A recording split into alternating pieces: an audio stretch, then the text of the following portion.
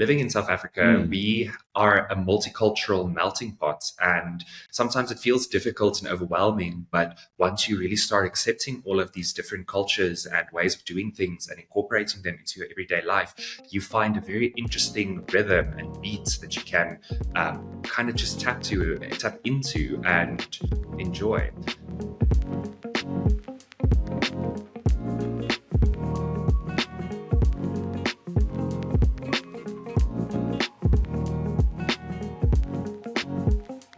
Okay, guys, welcome to this episode. I have the privilege of speaking with our own Dian Labuschagne. Dian is one of the senior designers over at KRAFT Designsmiths.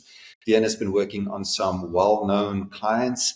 Along with our team, me and Dian have been collaborating on a lot of projects together. It's been my privilege and my pleasure to learn from Dian, to see how he works. Dian is not just part of our design team and of the creative team. Dian also shoulders a lot of the project responsibility that happens at KRAFT, working directly with clients, figuring out problems, running projects, and has been doing so swimmingly. So Dian, welcome on the episode. Super glad to talk with you today. I know we spend time in the office a lot, so it's kind of weird to talk on video like this, but just welcome. Hi, Maynard. Thank you so much for having me. Talk to us a little bit about just what's your role at KRAFT Designsmiths? How does your day look? What's some of the main things that you keep busy with? Yeah, share a little bit about what you do. Sure. All right. So if we go into my day at KRAFT, being a brand strategist and information designer, like you said, I work a lot with the clients, very directly with them, being able to help them to get the best possible outcomes for their projects in a very creative light. But at the same time, being an information designer, I do a lot of that design work myself. I really do enjoy that. It is a big passion of mine to take a brand and really push it to its limits. I like a challenge creatively and design-wise, and I really do enjoy this communication of taking something and just taking it to the next level, making it better, making it more exciting, and yeah, in the process, helping all of the clients to reach their ultimate brand identity, and in that way, reach their clients and reach their audiences. Yeah, but okay. So on a little bit more of a personal note, I guess, just give us a little bit of a backstory. How did you get into this industry? How did you get to this point specifically? Give us a high level rundown of your career so far. So I am actually still quite new in the career, and I've been very lucky and blessed in my journey.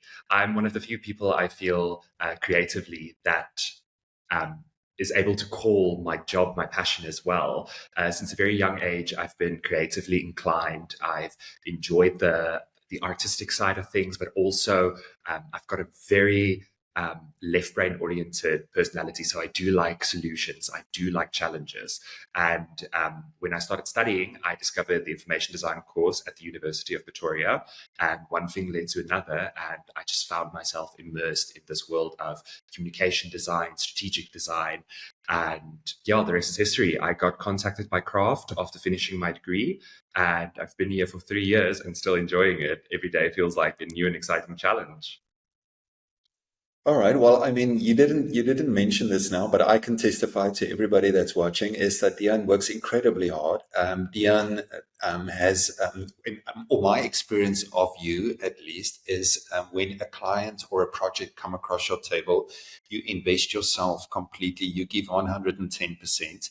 And we've had the privilege of actually working together on a couple of clients. So we don't want to say that we've got favorite clients or less favorite clients, but one of the clients that we had the privilege of working with on together was actually, and I'm sure some of the people that are watching this will recognize, Mall of Africa.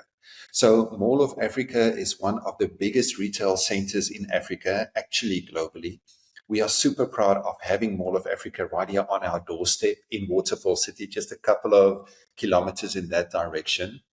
But that has been an incredible client to work with, such great opportunity. Just in general, what was your experience in working with Mall of Africa and with the team over there? When you think back on the project, what comes to mind? So it was definitely a challenge due to where and how they are situated. They aren't necessarily in the traditional corporate sense, but they're also not necessarily only retail. And being the shining jewel of Waterfall City, it was a challenge to think, how are we going to take something that's already great and just make it better? What was their problem and their needs? How do we take that and how do we make it more exciting? Going there, meeting the team, it was a very unique experience in terms of what we did. It wasn't just an A/B one and done type of project. We really had to dig a bit deeper, do a bit more research, which I really quite enjoyed, to get to an ultimate result that really benefited us and the client.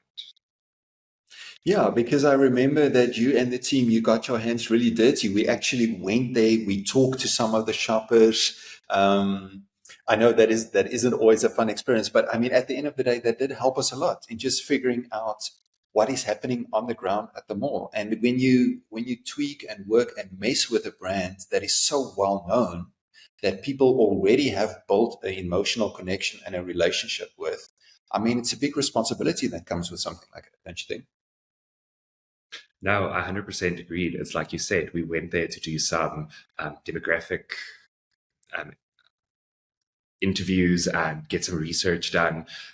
It was quite interesting to see people were comfortable with the brand, but the more we talked to people, the more we realized there were some underlying needs and wants from this community that they weren't necessarily seeing or that they were just missing. It really helped us to go and really experience the people in the space and see what the heart of the mall was, to be able to really help them boost these insights and make it part of their identity and part of their communication style to really access a larger audience and really speak to all of their audiences and all of their demographics. Yes. So, I mean, you bring up a very important point because part of what we do at KRAFT is not just to make things from scratch and kind of force it on clients of what we think is creatively pretty or nice. It's a whole strategic process. And I think it's important for everybody to know that we don't just start with a solution. We spend the first 55 minutes of the available hour to sharpen the axe to really understand what the problem is. And so even though Mall of Africa was very well established, super successful already, there were some specific business needs that a potential brand repositioning could speak to. So just in your opinion, from what you recall of the project, what were some of those underlying needs, whether it had to do with, as you just mentioned, reaching their audience or just positioning the brand or fitting in with a larger Waterfall City context, whatever it might be, what were some of those initial challenges that a potential brand repositioning could address? So I think the first one that definitely stood out, and this applies to a lot of our clients, is they kind of grow out of their shell. They realize they reach the point where the brand might become a bit stagnant, or they just might not understand what the next step is in the evolution of their brand, or how to take what they have and communicate it clearly to an audience. So one of our challenges was for sure to go and to speak to them one on one and really get to know them as an entity and what their needs and their wants are. A lot of times I feel clients don't really know what they need. So that's where we come in with our strategy. We go to speak to them and we kind of try and deduce, what is it that you need? We can kind of get a feeling of what you need, what you want. And then we can go back, we can go to the drawing board, and we'll come back with stronger ideas to help you grow. What you're saying is 100% true because even in our business, we're sometimes blinded to how fast we're growing, how fast the world is changing, and the fact that how we position ourselves is not reaching and engaging with an audience how we would have liked or how we imagined it did about 10 years ago. So yeah, you hit the nail right on the head. That was part of the problem that we solved for that team, and even helping them just articulate that need, giving words to that challenge, right, was also part of. So I remember we had like a big workshop with the team. You guys went, as the rest of the design team went and talked on the ground to a lot of shoppers. Another component of our team worked with their executive to kind of just position and figure out, solidify what the exact challenge was. Now, I know at KRAFT we have a unique process of coming to a challenge like that. So just from a generic point, when it comes to brand repositioning, figuring out how to tweak, change a brand of a company like that at that point, just give us an overview of what is your approach, how does it work, what comes first, what do you look at first, what comes second, maybe with specific reference to Mall of Africa, and hopefully we can show some of the work that we've done, some of the end products of the end results on the screen as you talk. But yeah, give us a little bit of an overview of the process. So my personal approach is definitely to start with talking to the client. I'd like to get to know the entity that I'm working with, the people that I'm working with, and really what makes them unique. And then I'd like to amplify that. After speaking to them and getting a good idea of who they are, what they stand for, and what their needs are, I like to start in the traditional sense. I like to start with some research. I go and I see, all right, you mentioned this. How can we take this further? What does this stand for? How does it look in our current affairs of the country? I'm really interested in local design and design in South Africa and what that means for our specific zeitgeist. So I did a lot of research in that sense. From there, I like to go and still keeping to the traditional methods. I like to draw out some ideas, start getting them on paper. It's much quicker, it's more authentic, it's more raw, and it gives you more room to play and to experience different things and to connect the dots. After that, there's a lot of iteration. I really do love mood boarding and storyboarding and springboarding with other designers. And from there, the designs just get stronger and they grow and it becomes so exciting. But okay, so what I'm interested in is with this specific client, it might be different for other clients. And if you're watching, it might be different for your business as well. But for this specific client, the logo was fixed, right? It was established. People understood Mall of Africa. So we didn't necessarily created a whole new logo, but the brand identity was evolved. Like, how does that? I think a lot of people sometimes mistake a logo repositioning or a brand repositioning and a rebrand altogether. So if I quickly break it down, a rebrand usually happens when the old brand is no longer successful. It's no longer hitting the mark or communicating to your target audiences successfully. This can happen when companies merge or when parts of companies break off from one another. But in this case, the Mall of Africa was already established and well seated in where they stand and who they talk to. So we felt it unnecessary to completely change this. People recognize this. In this case, we thought something like a brand refresh could work a bit better. We just take what you have, we make it a bit stronger, and we maybe just inject some new personality into it to give it that stronger, more refined, and more authentic feeling. So just, I mean, super practical. What does it mean to change the personality? Like how would that change work on the ground? What did we change? What now looks different? Talk to us a little bit about the concrete design changes, tweaks, things that we did. So definitely we started with some messaging. How do we communicate these ideas clearly to our audience? And from that, we go into a bit of a visual identity workshop that we did, where we took some of their existing elements and we analyzed it to see if it's successful or not. Something that stood out was the color palette. They were actually so limited in terms of color, just having a few blacks and whites and browns, which really didn't showcase this vibrant and warm, authentic African experience. We went and we did some research. We looked at the people that actually inhabit the space and how these people look and act and sound. And we really took a lot of inspiration from that. Yeah. What is interesting maybe to just take note of is that although this is not the project that we're talking about now, is we also at KRAFT had the privilege to work on the Mall of Africa, the Waterfall City brand identity and messaging. And so although this exists as its own autonomous brand and business, Mall of Africa does fit into that bigger picture. So I think what was interesting for me about the work that you and the team did is also how what we did with Mall of Africa complemented and supported what was going on in the broader Waterfall city context. Maybe share a little bit about that. No, I definitely agree with you. It was quite a challenge to see how can we align these two big entities that are strong role players with one another.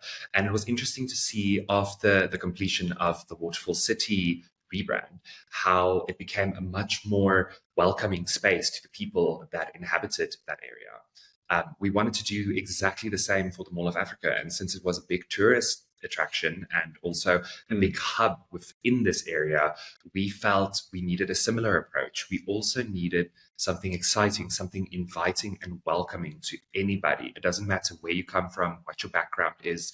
You are part of South Africa, so you are part of the Mall of Africa family and you belong here. So we want you here.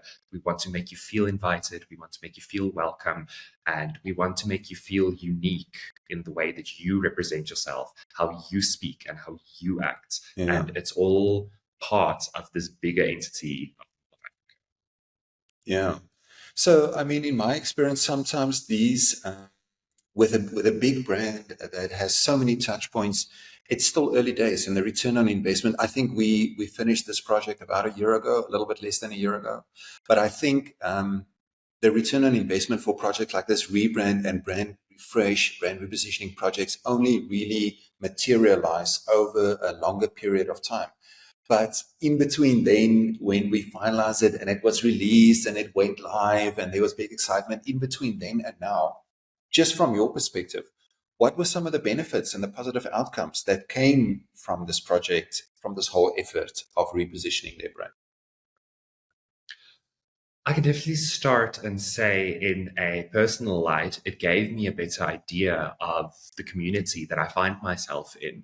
Living in South Africa, we are a multicultural melting pot, and sometimes it feels difficult and overwhelming. But once you really start accepting all of these different cultures and ways of doing things and incorporating them into your everyday life, you find a very interesting rhythm and beats that you can kind of just tap into and enjoy.